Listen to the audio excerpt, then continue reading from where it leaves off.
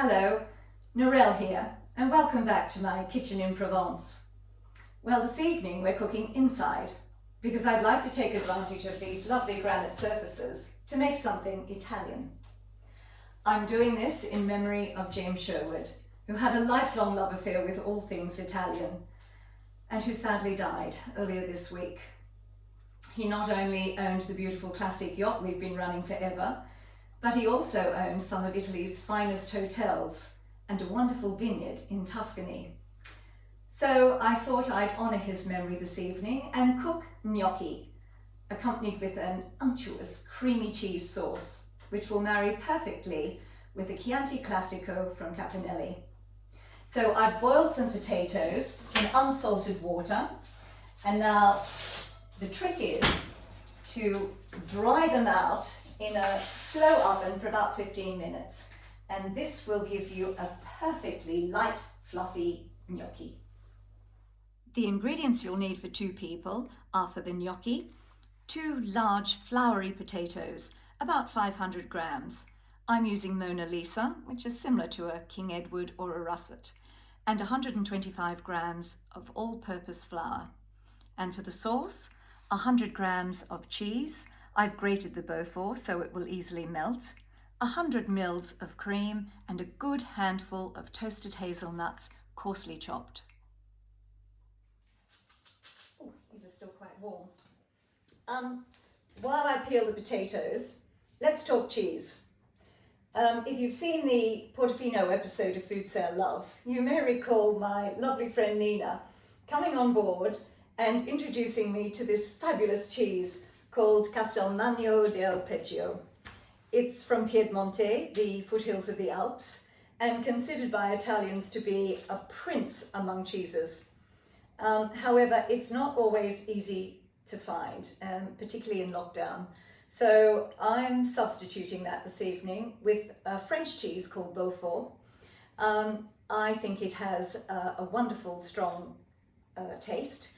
Not quite the same crumbly texture as Castelmagno, but it's basically full-flavoured and it melts easily, and in these troubled times, hey, we use what we can find. And now to make the gnocchi. I'm going to start by flouring my surface lightly, and to mash the potatoes, I'm going to use an old-fashioned roulis. You can, of course, use a potato ricer or a handheld masher, but you must have it lump-free. Just don't use a blender. Okay.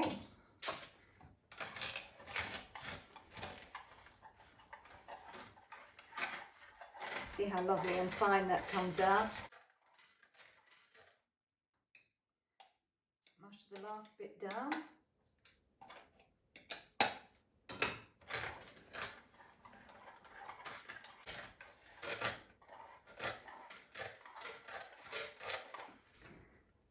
Just clean off every last little bit. There we are. Now we slowly incorporate the flour.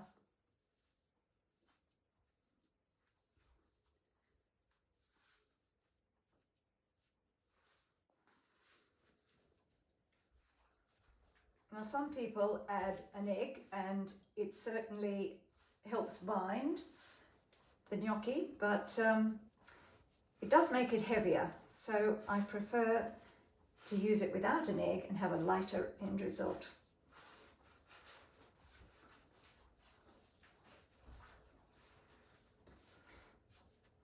Well, I think that's almost enough flour. Get a nice little ball together. That looks about right. Now we're going to cut it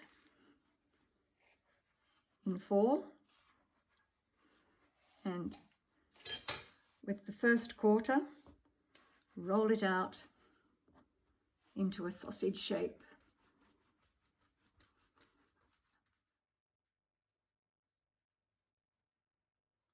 So we roll this out until it's about the thickness of your thumb.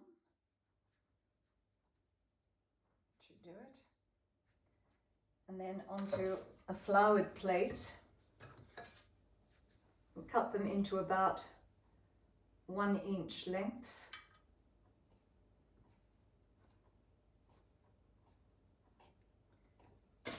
And put a little dimple inside each pillow, and that will help capture the sauce.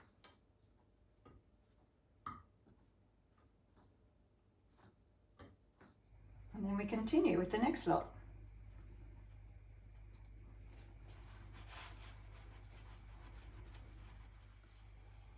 Just finish these off, and now we make the cheese sauce.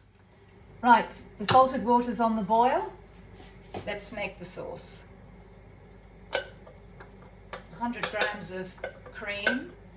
I've got quite a light cream there.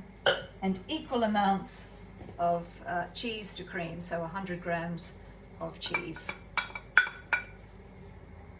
Over a low heat, and just stir that in and watch it melt.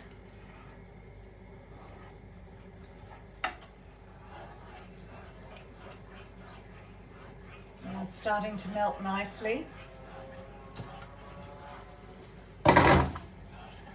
Let's put some of the gnocchi in and leave that just simmering away. Okay, the first lot in. Not all of it at once. Don't overcrowd your pan. And this shouldn't take very long at all.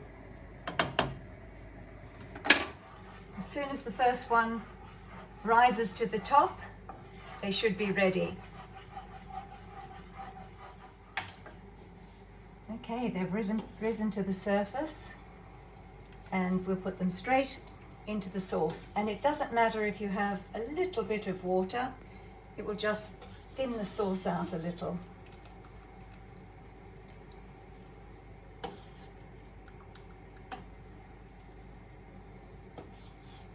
Held together perfectly.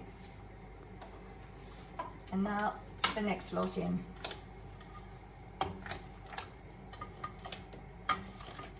There we are. Might just pop the lid on to keep the water hot. And we'll gently fold these gnocchi into this fabulous sauce.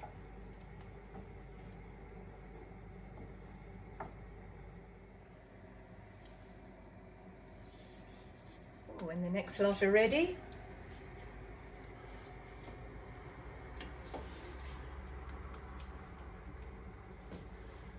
you can just let them cook for 30 seconds when they come to the top.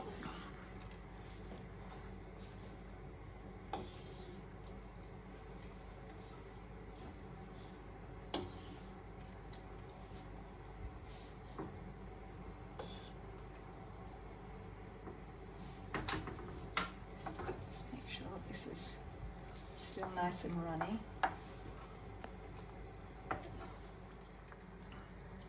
The last few spoonfuls, and I'm just going to add a little bit of the water, which will loosen up the sauce a bit. There we are. How good does that look?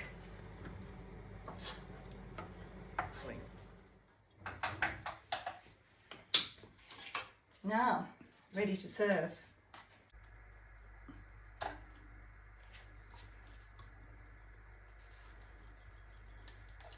Oh, that looks delicious.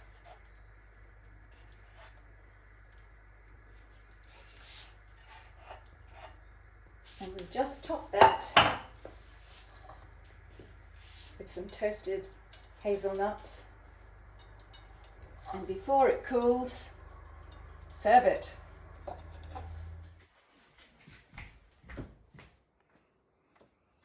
Come on, cameraman, let's eat. On my way. God, Noel. It smells and looks delicious. He'd have loved this. Yeah, I hope so. And I'm equally certain that he'd have chosen a Chianti Classico from his vineyard in Tuscany, Capannelle, to accompany this. And I propose a toast to James Sherwood, visionary, gastronome, legend. And thank you for a lifetime of wonderful memories. Cheers. Cheers to James Sherwood.